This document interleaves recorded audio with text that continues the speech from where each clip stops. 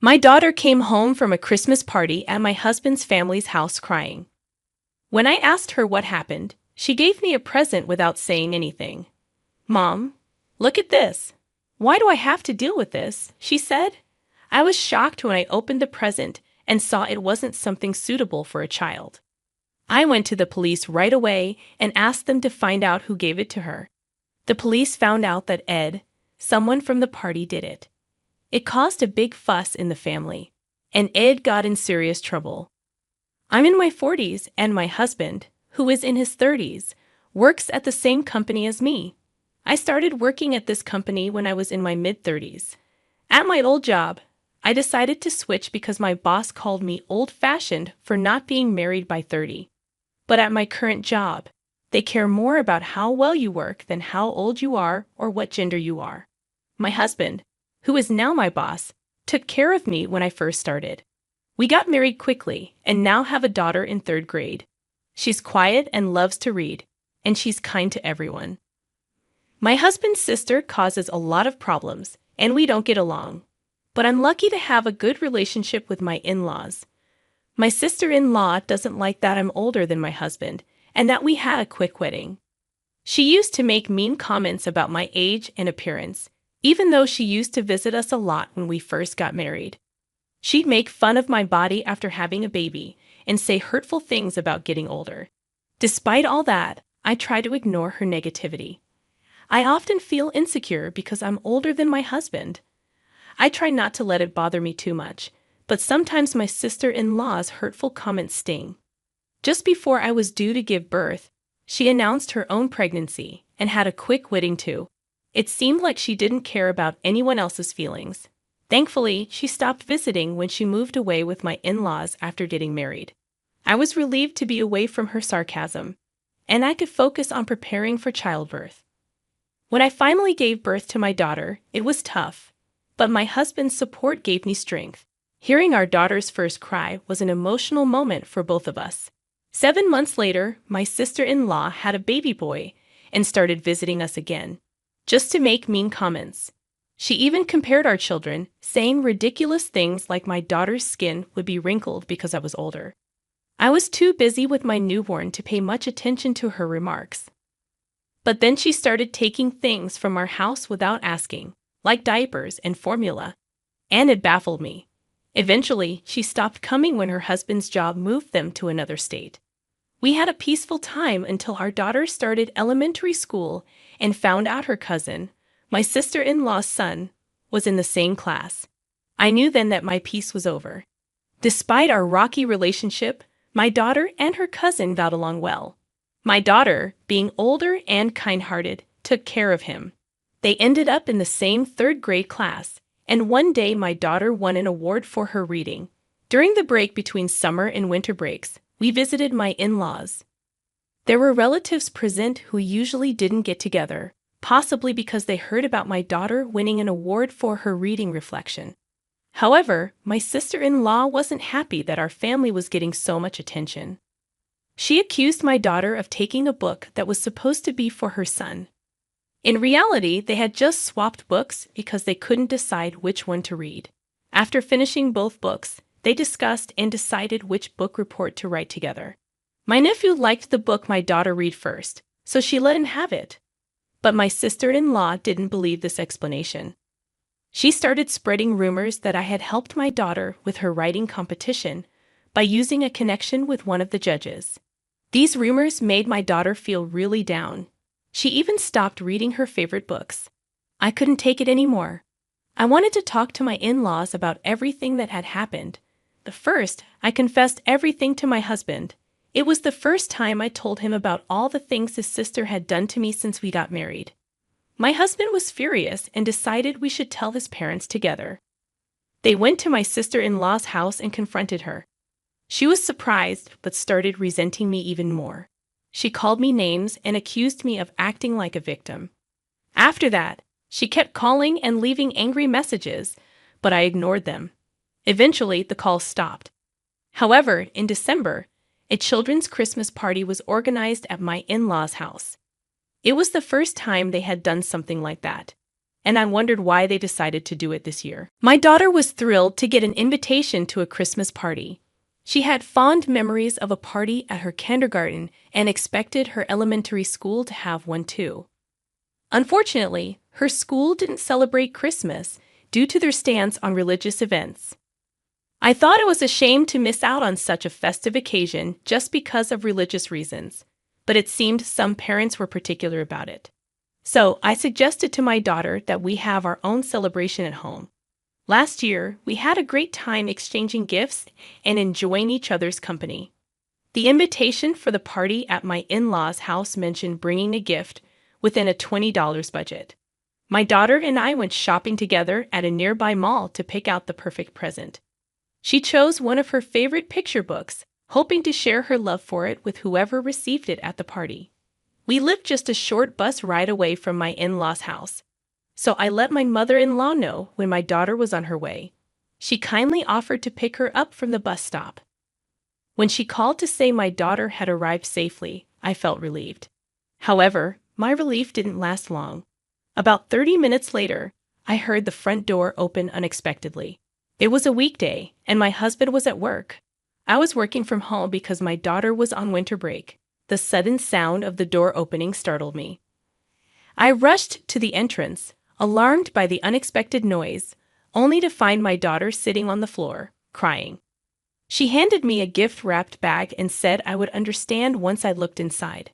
As I opened it, I found a torn-up newspaper with my daughter's reading reflection printed on it, along with a message card written in red ink. The card warned that if we got too arrogant, our family would end up like the torn stuffed animal inside, which was covered in red ink that looked like blood splatters. It was clear this wasn't just a harmless prank. I couldn't believe my daughter would receive such a cruel gift by chance. When I asked her about it, she told me that my sister-in-law had prepared it specifically for her. This was supposed to be a child-focused Christmas party, and we had all agreed that adults wouldn't personally prepare gifts. That's why I didn't go with my daughter. But somehow, my sister-in-law managed to sneak in this malicious present. My confusion grew when I realized my mother-in-law hadn't mentioned my sister-in-law's presence. My mother-in-law had always encouraged us to inform her if her daughter did or said anything to upset us. I had even told my daughter to do the same. I tried to explain to my aunt what had happened, but she interrupted and said she didn't call for me. She mentioned that only children with a connection to missionary schools were allowed. My daughter asked what a missionary school was, and I struggled to find an answer. Recently, one of our relatives had gotten into a missionary school, which had become a big topic of discussion. My sister-in-law's son had also attended a missionary kindergarten. Hearing this, I realized that many of us had connections to such schools, even if we weren't aware of it. We had chosen to send our daughter to a local kindergarten and elementary school instead. It seemed like my sister-in-law was using this topic to criticize my daughter. I told my daughter to stay inside, and I rushed to the police station alone. I argued that the threatening gift was a serious matter. Although the police suggested resolving it within the family, I insisted that threats could be valid even among family members. I explained that the gift contained not only threatening words but also a mutilated stuffed animal, which I believed was a malicious act. Just then, a female police officer happened to pass by. She agreed that threats and violence within a family should be taken seriously. The female officer took charge and empathized with how scared my daughter and I must have been. After providing my sister-in-law's address, she promised to go and warn her right away. In the end, my wishes were fulfilled. I couldn't help but shudder at the thought of what might have happened if that police officer hadn't passed by. It was disheartening to realize that some in the police force wouldn't act unless it was an actual incident or accident. I wondered how I could protect my daughter in case of an emergency. That evening, when my husband returned from work, I told him everything that had happened. He was furious with his sister for ruining our daughter's fun out of spite. He immediately called his parents to protest. Since the Christmas party was happening at their house, they claimed they had no idea about it. They explained that they had left the back door unlocked, so my sister-in-law might have entered that way. My mother-in-law apologized for not paying attention to who was coming and going, as she was busy picking up other grandchildren nearby. My father-in-law had been away at work during the day. The Christmas party was mainly organized by the middle school-aged nephews and nieces, and my mother-in-law had mostly left it to them. The police officer had firmly warned my sister-in-law later on. From what I heard, she was told that any further reports could lead to more than just a warning, so things should be fine for the most part. However, my in-laws were distressed by my sister-in-law's actions, which had involved the police. It could potentially lead to criminal behavior. Consequently, they called a meeting with both our family and my sister-in-law's family, with the parents present, for discussion. When we arrived at my in-laws' house for the meeting, my sister-in-law and her husband hadn't shown up yet. They finally appeared right at the last minute, with my sister-in-law clearly sulking. It was obvious she wasn't remorseful and was resenting me for calling the police. Her husband, sitting next to her, looked clueless about why they were summoned. He seemed to have been called without being informed of the reason. During the discussion, he was shocked to hear for the first time about all the things his wife had done to our family, unaware that things had gotten to this point. My sister-in-law's husband profusely apologized to us, feeling sorry. My in-laws saw my sister-in-law's reaction and asked if she had anything to say. But all she replied with was, "Not really." She didn't seem to understand why she needed to apologize, acting as if she hadn't done anything wrong.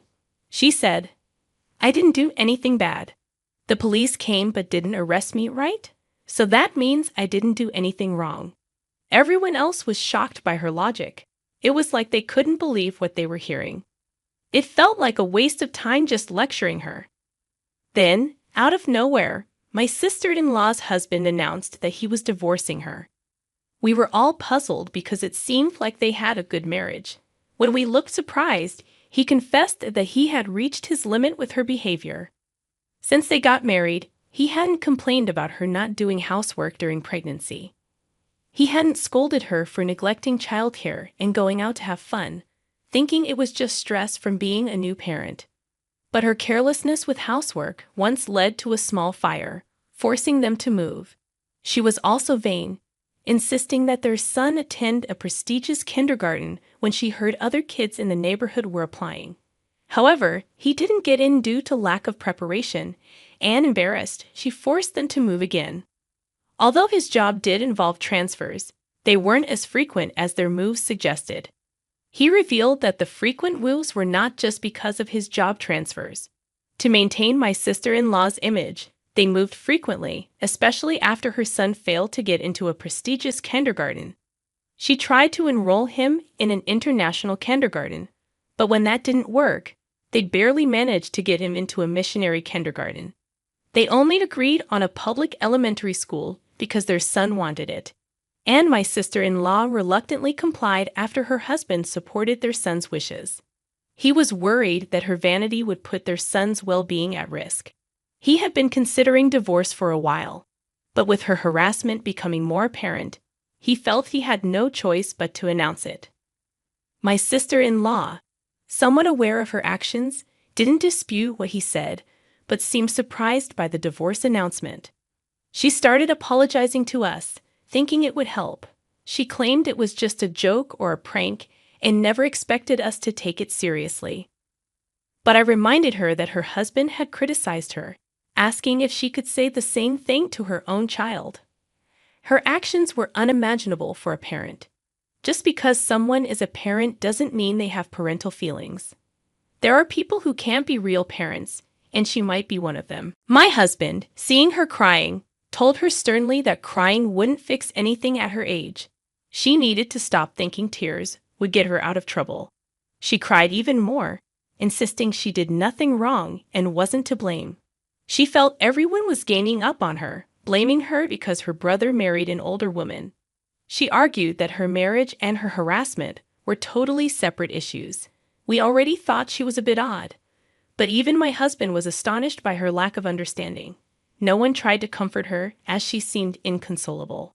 The discussion couldn't continue, so we decided to adjourn for the day. Her husband had to drag her to the car and take her home.